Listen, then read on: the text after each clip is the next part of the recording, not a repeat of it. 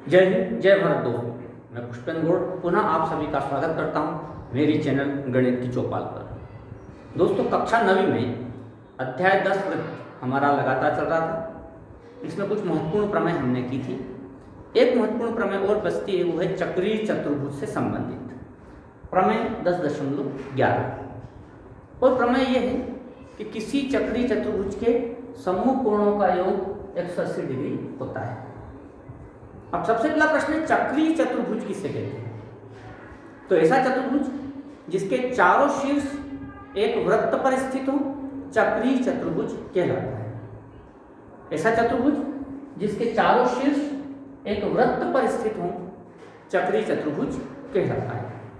अब हमें सिद्ध करना है कि चक्रीय चतुर्भुज के सम्मुख कोणों के प्रत्येक युग्म का योग 180 डिग्री होता है। तो कोण ए का सम्मुख कोण है सी, तो कोण ए धन कोण सी 180 बताना है। इसी तरह से कोण बी और कोण डी का योग 180 डिग्री बताना है। आइए हम सबसे पहले लिखते हैं दिया है। तो हमें दिया है चक्रीय चतुर्भुज एबीसीडी।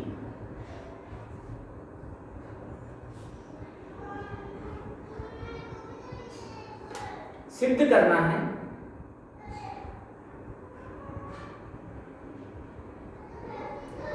कोण ए धन कोण सी बराबर 180 डिग्री तथा कोण बी धन कोण डी बराबर 180 डिग्री। ये हमें सिद्ध करना है।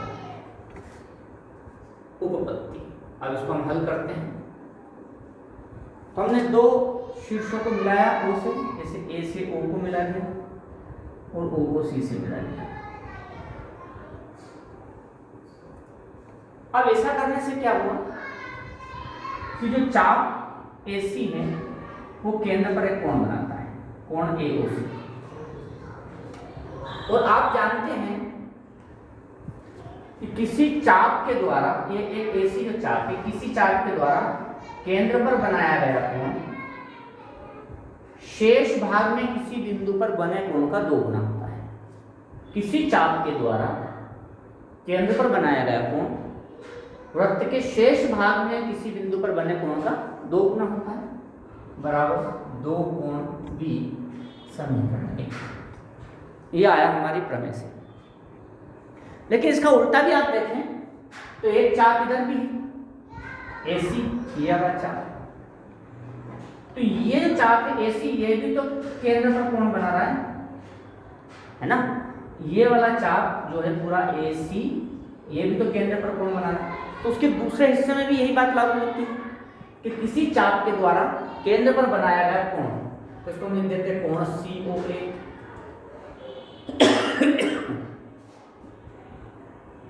ये वाला चाप वृत्त शेष वृत्त के किसी भी बिंदु पर बनाए कोण का दोगुना होता है, दो कोण डी। ये समीकरण 2 हो गई। समीकरण 1 व 2 को जोड़ने पर, समीकरण 1 व 2 को जोड़ने पर तो कोण AOC प्लस कोण COA बराबर दो कोण B धन दो कोण D। कोण AOC प्लस COA ये 360 डिग्री हो गया है और इसमें से दो कॉमन लिया तो गया कोण B प्लस कोण D। 2 से 360 कट गया तो 180 बराबर कोण B प्लस कोण D। ये एक हमारा भाग हो जाता है कोण B प्लस कोण D 180 डिग्री। अब एक और भाग बचता है। तो हम जानते हैं चतुर्भुज ABCD में कोण A प्लस कोण B प्लस कोण C प्लस कोण D बराबर 360 डिग्री चतुर्भुज के चारों कोणों के योग के नियम से। कोण A इसी प्रकार रहा, कोण C को हमने यहां लिख दिया। अब कोण B धन कोण D, तो कोण B धन कोण D दोनों मिलकर के 180 डिग्री हो जाता है, बराबर 360 डिग्री। तो कोण A धन कोण C 360 में से 180, 180 को उधर ले लो, तो हो गया कोण ए धन कोण सी बराबर 180 डिग्री। इस प्रकार से चक्रीय चतुर्भुज के सम्मुख कोणों का योग 180 डिग्री आ जाता है। इसका विलोम भी सकते हैं कि अगर किसी चतुर्भुज के सम्मुख कोणों का योग 180 डिग्री है तो फिर वह चतुर्भुज चक्रीय होता है। ये इसका विलोम भी सकते हैं। तो यह बात आप ध्यान में रखना ताकि हम कुछ सवालों को हल करने में इसका उपयोग कर सकते हैं। आइए हम प्रारंभ करते हैं प्रश्नावली 10.5। इसके सारे सवाल जो हमने 4 प्रमेय की, एक इस वीडियो में, 3 प्रमेय इसके पहले वाले वीडियो में, इन चारों से मिलकर के सवाल हल होते हैं। तो इनके कथन बहुत अच्छे से आपको याद होना चाहिए ताकि आप प्रमेय का उपयोग कर सकें। अब जैसे यही सवाल है, चित्र में केंद्र O वाले, ये केंद्र O वाले एक वृत्त पर 3 बिंदु A, B और C, इस प्रकार के कोण BOC 30 डिग्री, कोण BOC 30 डिग्री तथा कोण AOB 60 डिग्री, कोण AOB 60 डिग्री। यदि चाप ABC के अतिरिक्त वृत्त पर D एक बिंदु है तो कोण ABC ज्ञात है। तो हमें यह वाला कोण ज्ञात करना है। सीधा सा है। हमने इस अध्याय की जो पहली प्रमेय पढ़ी थी उसमें पढ़ा था किसी चाप के द्वारा केंद्र पर बनाया गया कोण वृत्त के शेष भाग के किसी भी बिंदु पर बनाए गए कोण का 2 गुना होता है। अर्थात वृत्त के चाप द्वारा केंद्र पर बनाया गया कोण AOC बराबर होता है AOC ABC को छोड़ करके शेष भाग के किसी बिंदु पर बने कोण का 2 गुना। ये हमने पढ़ा था। अब कोण AOC 2 कोण से मिलकर के बना AOB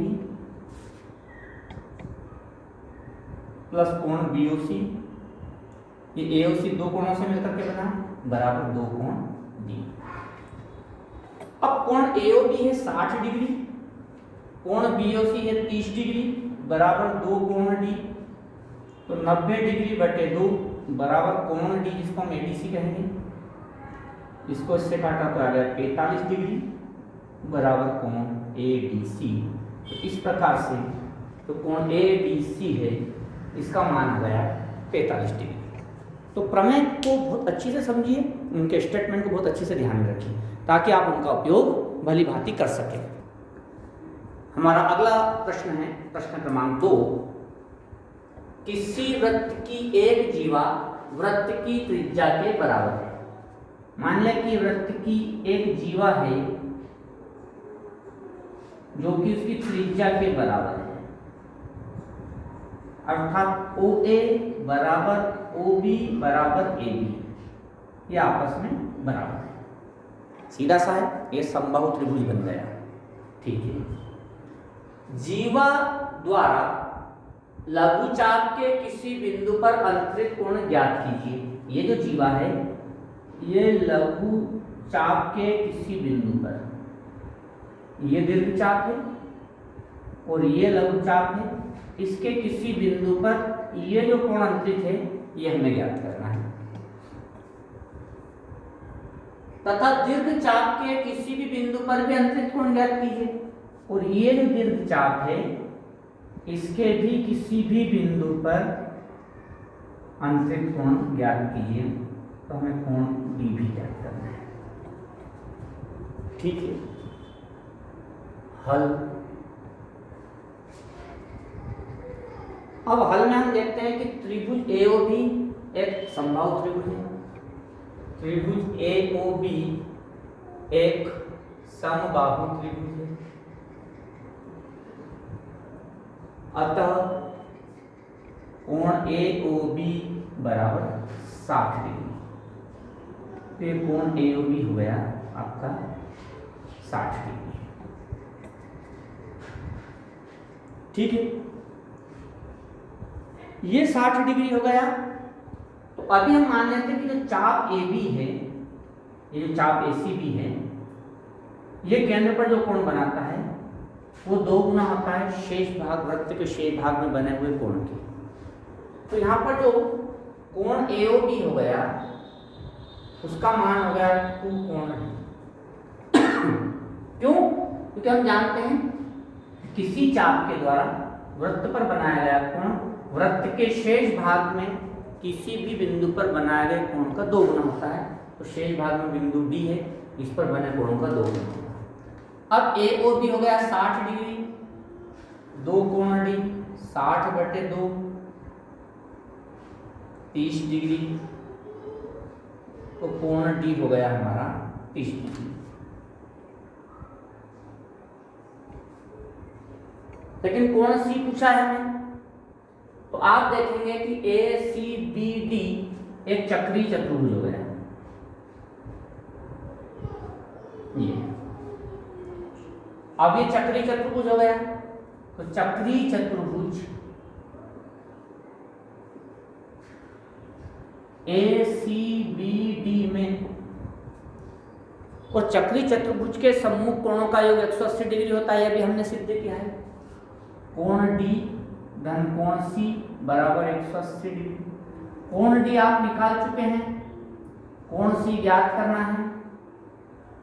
कोण सी बराबर 180 माइनस 30, तो कोण सी बराबर हो गया 150 डिग्री। तो ये कोण भी आ गया, ये कोण भी आ गया, दोनों कोण ज्ञात हो जाते हैं। तो इस प्रकार से आप प्रमेय का सही उपयोग कीजिए, आसानी से हल मिल जाएगा। हमारा अगला प्रश्न है प्रश्न क्रमांक 3। आकृति में कोण पी क्यू आर 100 डिग्री, कोण पी क्यू आर ये 100 डिग्री, जहां पी क्यू तथा आर केंद्र ओ वाले एक वृत्त पर स्थित बिंदु है। कोण ओ पी आर ज्ञात कीजिए। कोण ओ पी आर मतलब ये वाला कोण ज्ञात करना। ठीक है, हम जानते हैं कि वृत्त का कोई चाप केंद्र पर जो कोण बनाता है, वृत्त के शेष भाग में किसी भी बिंदु पर बने कोण का 2 गुना होता है। तो ये आपका रिफ्लेक्स एंगल हो गया, 180 डिग्री से ज्यादा है।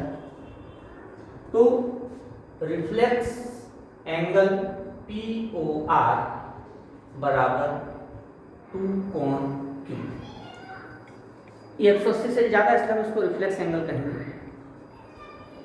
अब reflex angle P O R बराबर 2 गुणित कोण क्यू है 100 डिग्री। तो हो गया reflex angle P O R बराबर 200 डिग्री, मतलब ये वाला एंगल हो गया 200 डिग्री। इसकी सहायता से अंदर का जो कोण है वो पी ओ आर निकाल लेंगे। तो कोण पी ओ आर बराबर हो गया 360 minus reflex angle P O R. तो 360 में से 200 गए तो बचा 160 डिग्री। तो ये वाला एंगल हो गया 160 डिग्री। लेकिन हमें तो एंगल निकालना है, ये वाला एंगल ओ पी आर। तो अब हम बात करेंगे समद्विबाहु त्रिभुज पी ओ आर में। समद्विबाहु त्रिभुज पी ओ आर में कोण पी ओ आर प्लस कोण ओ पी आर प्लस कोण ओ आर पी बराबर 180 डिग्री। कोण पी ओ आर हमने निकाल लिया 160, कोण ओ पी आर हमें ज्ञात करना है।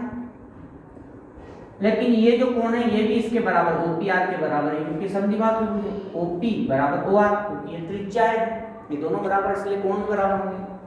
कोण ओ आर पी जो है वो भी ओ पी आर हो जाएगा बराबर 180 डिग्री। 160 को उधर पहुंचा दिया तो 2 टाइम्स कोण ओ पी आर बराबर 180 माइनस 160। तो कोण ओ पी आर बराबर 180 में से 160 जाए तो 20/2, कोण ओ पी आर बराबर 10 डिग्री। तो ये कोण का मान आ गया 10 डिग्री। इस प्रकार से सवाल हल हो जाता है। तो आप विभिन्न नियमों का उपयोग करके, प्रमेय का उपयोग करके इन सवालों को हल कर सकते हैं। पुनः मिलेंगे एक नई समस्या के साथ। तब तक के लिए जय हिंद, जय भारत।